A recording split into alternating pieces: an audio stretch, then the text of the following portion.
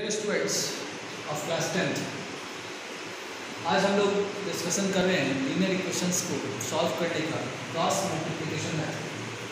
हम लोगों ने दो मेथड सीख चुके हैं, एक एलिमिनेशन मेथड, दूसरा सब्स्टिट्यूशन मेथड। अब हम लोग देख रहे हैं क्रॉस मल्टीप्लिकेशन मेथड। तो देखते हैं, बहुत ही आसान ट्रिक है। अगर ये ट्रिक्स अगर ध्यान में आ जाए तो कैसा भी क्वेश्चन होगा क्रॉस मल्टीप्लिकेशन से आराम से सॉल्व किया जा सकता है। देखते हैं हमारा लीनियर इक्वेशंस का फॉर्म क्या होगा। ax plus by plus c is equal to 0। ये linear equation of two variables का फॉर्म है। हमको लीनियर इक्वेशन सॉल्व करने के लिए दो इक्वेशंस की जरूरत होती है, इसलिए एक इक्वेशन और ax plus by plus c is equal to 0। तो कॉन्स्टेंट को दो तरह का नाम 1 1 1 ये 2 और ये b2 और c। दो इक्वेशंस हो गया। अब इसको सॉल्व करने के लिए क्रॉस मल्टीप्लिकेशन कहता क्या है, बहुत आसान सा है। देखो याद करने का टेक्निक्स, x लिए y लिए कांस्टेंट हो, ठीक है। x के नीचे हमारे पास तीन कांस्टेंट टर्म्स है, a b c। ध्यान दो a b और c। x के साथ हमेशा a आ रहा है, y के साथ हमेशा b आ रहा है, कांस्टेंट टर्म हमेशा c आ रहा है। तो x के नीचे x को छोड़ दो, यानी a को छोड़ दो, बच गया क्या bc। तो ध्यान दो circular form bc minus bc कर दो, फिर y के नीचे b को छोड़ दो, b को छोड़ेंगे तो यहाँ ac ले लेंगे, ca लेंगे, circular form ca minus ca, constant term मतलब c को छोड़ दो, बचा क्या ab। तो ab माइनस ab। फिर से ध्यान दो x के साथ a होता है तो a को छोड़ दिए bc ले लिए, y के साथ b होता है छोड़ दिए ca ले लिए, कांस्टेंट टर्म के साथ c रहता है इसलिए c को छोड़े a भी ले लिए, ठीक है। अब कर क्या रहे हैं यहाँ पर, ध्यान दो 1 2 क्योंकि सारा 1 2 लिखा हुआ है, 1 2 यहाँ रिवर्स करो 2 1 1 2 2 1 1 2 2 1 और तीनों में इक्वल टू दे दो। ये हमारा इक्वेशन बन गया। अब सीधा सा है a b c का वैल्यू डालेंगे, कैलकुलेट करेंगे, ठीक है। देखते हैं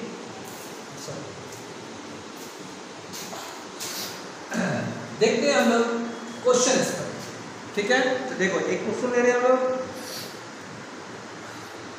क्वेश्चन है 2x plus 3y is equal to 46 and 3x plus 5y is equal to 74। देखो फिर से ध्यान से, हम लोगों ने जो इक्वेशंस बनाया है एक तरफ 0 है, बाकी सारा टर्म्स लेफ्ट साइड है, इसमें राइट साइड में कांस्टेंट टर्म दे दिया है। सभी को पहले ऐसे फॉर्म में लाना है, मतलब 2x प्लस 3y 46 को इधर है minus 46 is equal to 0, 3x plus 5y minus 74 is equal to 0, ठीक है। एक तरफ 0 होना बिल्कुल जरूरी है, ठीक। अब आते हैं फर्स्ट इक्वेशन और ये सेकंड इक्वेशन। फर्स्ट इक्वेशन में x के आगे 2 है, मतलब a1 का वैल्यू 2 है, फिर करेंगे a1 is equal to 2, y के आगे 3 है, मतलब b1 is equal to 3, b1 का वैल्यू 3 है, और c1 is equal to minus 46, minus लगा हुआ है, मतलब c1 is equal to minus 46। फिर a2 का वैल्यू 3 है, b2 का वैल्यू 5 हो गया, और c2 का वैल्यू माइनस 74। अब इन सभी वैल्यू को इसमें डाल दो, सीधा सा कहीं इक्वेशन लिखा हुआ है इसमें डाल रहे हैं। तो देखो x divided by v1 c2, देखो v1 का वैल्यू 3 इंटू c2 का वैल्यू माइनस 74, तो माइनस 74 माइनस v2 का वैल्यू 5 इंटू c1 का value minus 46 is equal to y divided by c1 का वैल्यू माइनस 46 इंटू a2 का वैल्यू 3 a2 3 और b1 का वैल्यू 3, चलो सही है। माइनस c2 का वैल्यू माइनस 74 इंटू a1 का value 2 is equal to a1 का वैल्यू 2 इंटू b2 का वैल्यू 5 माइनस a2 का वैल्यू 3 b1 का वैल्यू 3।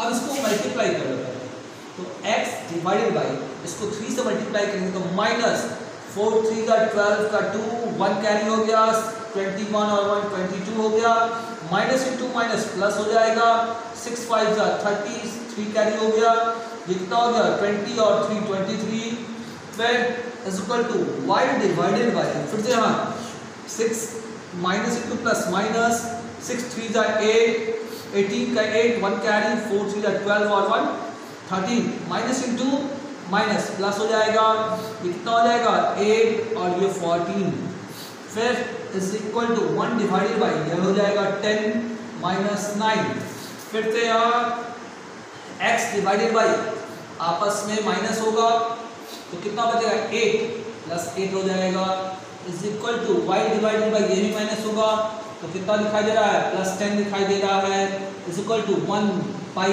1 यानी ये 1 ही रहेगा केवल 1 लिख दो।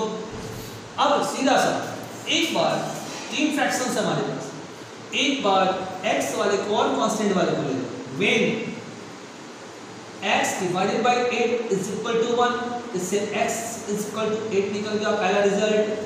दूसरा इस फ्रैक्शन को ले लो इसके साथ तो y divided by 10 is equal to 1 तो y इज इक्वल टू 10 दो रिजल्ट मिल गया मतलब x का वैल्यू हमारे पास मिल गया कितना x इज इक्वल टू 8 और y is equal to 10। This is the solution of linear equation या सीधे इक्वेशंस। तो प्रॉब्लम इसमें अब एक चीज और डिस्कशन हम लोग कर रहे हैं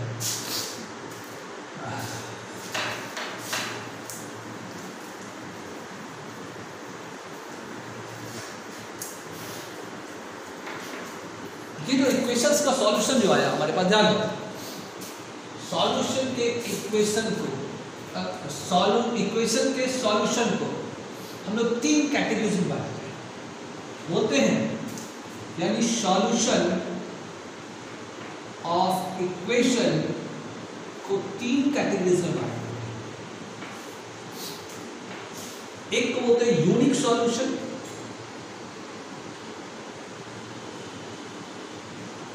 दूसरे को बोलते हैं इनफाइनाइट सॉल्यूशन और बोलते हैं नो सॉल्यूशन। ये 3 नाम है। अब unique solution infinite solution no solution मतलब किसी इक्वेशंस का जो सॉल्यूशन आता है उस सॉल्यूशन को ही हम इस 3 में से किसी एक कैटेगरीज में रखते हैं। तो यूनिक सॉल्यूशन किसको बोलते हैं इनफाइनाइट सॉल्यूशन और नो सॉल्यूशन किसको बोलते हैं। तो ध्यान से देखो यूनिक सॉल्यूशन नाम से ही लग रहा है यूनिक मतलब एक से ज़्यादा नहीं किसी भी इक्वेशंस का अगर एक ही सॉल्यूशन होगा x का एक वैल्यू y का एक वैल्यू तो उसको यूनिक सॉल्यूशन बोलते हैं। इनफाइनाइट सॉल्यूशन मतलब एक से बहुत ज़्यादा मतलब इसका कोई काउंटिंग नहीं है उसको हम इनफाइनाइट सॉल्यूशन बोलते हैं।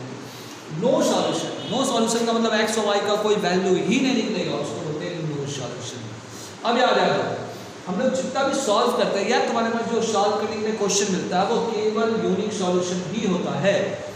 इनफाइनाइट सॉल्यूशन और नो सॉल्यूशन का क्वेश्चन नहीं मिलता है लेकिन हम लोगों को पहचानना होता है कि अगर क्वेश्चन मिल गया तो वो क्वेश्चन इक्वेशन को देखकर पहचानना होता है कि वो इनफाइनाइट सॉल्यूशन का इक्वेशन है या नो सॉल्यूशन का इक्वेशन है या यूनिक सॉल्यूशन का इक्वेशन है। पहचानने के बाद सॉल्व करना होता है। यूनिक का होगा तो सॉल्व करेंगे ये दोनों का होगा तो सॉल्व नहीं करेंगे। तो अब इसको एग्जैक्ट मीनिंग पहले पहचानना जरूरी है। तो एग्जैक्ट मीनिंग किसको बोलते हैं देखते हैं। थोड़ा सा हम लोग तुम्हारे सिलेबस से हटकर थोड़ा हम लोग देख रहे हैं तो बेहतर समझ में आएगा। इसके पहले तुम लोग पढ़े होंगे ग्राफिकल सॉल्यूशन। ग्राफिकल सॉल्यूशन में देखिए क्या हो अगर x plus y is equal to 3 है मतलब जो भी इक्वेशन ऐसा है उसको अगर ग्राफ ड्रॉ करते हैं हमेशा स्ट्रेट लाइन मिलता है, हमेशा, चाहे जैसा भी स्ट्रेट लाइन मिला हमेशा स्ट्रेट लाइन मिलता है। और दो इक्वेशन है तो हमेशा एक साथ दो स्ट्रेट लाइन मिलता है। ध्यान दो, दो स्ट्रेट लाइन मिलेगा तो दोनों स्ट्रेट लाइन अगर एक दूसरे को इंटरसेक्ट करेगा, मतलब काट देगा, तो कभी भी दो स्ट्रेट लाइन एक ही जगह कटेगा। कभी ऐसा देखे हो कि ये लाइन है और दूसरा लाइन ऐसे घूम, ऐसे कटा, घूम कर फिर काट देगा। अगर घूम के काटेगा तो ये लाइन ही नहीं बनेगा, इसको कर्व करेगा। कभी भी दो लाइन होगा और वो कटेगा तो एक ही जगह कटेगा, ऐसा कभी हो ही नहीं सकता है। इसीलिए बोला जाता है कि जो इक्वेशन है वो इक्वेशन स्ट्रेट लाइन का इक्वेशन होता है, मतलब उसको ग्राफ ड्रॉ करके जो लाइन बनता है और वो लाइन केवल एक ही जगह कटता है। इसलिए बोलते हैं लाइन का सॉल्यूशन हमेशा यूनिक होता है, एक से ज़्यादा कभी नहीं होगा, कभी ये भी नहीं होगा और वो भी नहीं होगा। लेकिन कंडीशन है तो कुछ सिचुएशन तो होना चाहिए। तो देखते हैं सिचुएशन क्या है। अगर कोई लाइन है एक और दूसरे इक्वेशन से फिर लाइन ड्रॉ करे तो वो इसी पर फिर आ जाए, ओवरलैप करने लगे, ठीक है। मतलब एक ही लाइन पर फिर से लाइन अगर आ जाए तब तो हर जगह कट रहा है ना, इनफाइनाइट जगह पर कट रहा है, हर पॉइंट पर कट रहा है, तब तो इनफाइनाइट पॉइंट इसका सॉल्यूशन हो गया। तो इसलिए इसको नाम देते हैं इनफाइनाइट सॉल्यूशन। अब आते हैं नो सॉल्यूशन कैसा हो। ऐसा भी तो लाइन है, पैरेलल लाइन, ये कहीं भी कितना भी आगे बढ़ा दो कहीं भी नहीं कटेगा, चाहे पीछे बढ़ाओ चाहे आगे बढ़ाओ कहीं भी नहीं कटेगा, कटेगा ही नहीं। तो कटता है तभी तो सॉल्यूशन होता है। सॉल्यूशन का मतलब ही है x का वैल्यू आता है, y का वैल्यू आता है। ये वैल्यू का मतलब ही है, एक तो टेल रहे थे, इस वैल्यू का मतलब ही है कि जिस जगह पे कट रहा है उस पॉइंट का कोऑर्डिनेट है। 9th क्लास में कोऑर्डिनेट पढ़े होंगे, 10 में भी थोड़ा सा कोऑर्डिनेट है। तो जिस जगह पे कट रहा है वो जगह का कोऑर्डिनेट है, उस पॉइंट का कोऑर्डिनेट है, ठीक है। तो जब कटेगा ही नहीं तो x y का वैल्यू कहाँ मिलेगा। So we got no solution. आएगा समझ में? इनफाइनाइट सॉल्यूशन का मतलब समझ आया, यूनिक का भी और नो का भी। बिल्कुल यही फिगर है क्या कि अगर एक जगह कटता है तो यूनिक सॉल्यूशन, एक ही पर ओवरलैप करने लगे सारा लाइन तो इनफाइनाइट सॉल्यूशन, और पैरेलल लाइन हो जाए मतलब कटेगा ही नहीं तो इसको नो सॉल्यूशन बोलते हैं। ये तो था ग्राफिकली समझने के लिए, माइंड में सेट करने के लिए, यूनिक किसको बोलते हैं, इनफाइनाइट किसको बोलते हैं, नो सॉल्यूशन किसको बोलते हैं। लेकिन हमको इक्वेशन देखकर पहचानना होता है कि किस कंडीशन का है। तो इस पर डिस्कशन हम लोग नेक्स्ट क्लास में करेंगे और इसको माइंड में सेट करना है और इस मेथड से, क्रॉस मल्टीप्लिकेशन मेथड से सॉल्व करना है, जो कि एक्सरसाइज का नंबर है हमारे पास 3.5, एक्सरसाइज 3.5 टोटल कंप्लीट करना है, ठीक है। Okay, thank you.